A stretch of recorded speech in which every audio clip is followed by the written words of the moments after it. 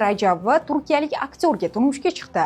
15-may kuni Mendirman Jaloliddin serialidagi asosiy rollarni ijro etgan o'zbek aktrisasi Yulduz Rajabova va turk aktyori Emre Kivildjimning kutilgan to'y marosimi bo'lib o'tdi. Yulduzli juftlik joriy yilning 17-fevral kuni Istanbulda nikohdan o'tgandi. Toshkentda bo'lib o'tgan katta to'y marosimida kelin kuyovni baxtli kuni bilan shaxsan madaniyat vaziri Ozodbek Nazarbekov tabrikladi.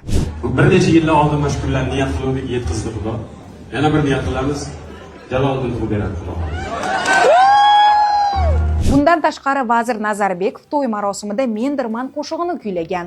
Chunki juftlikning sevgi qissasi aynan Mendirman Jaloliddin tarixiy seriali orqali boshlangan.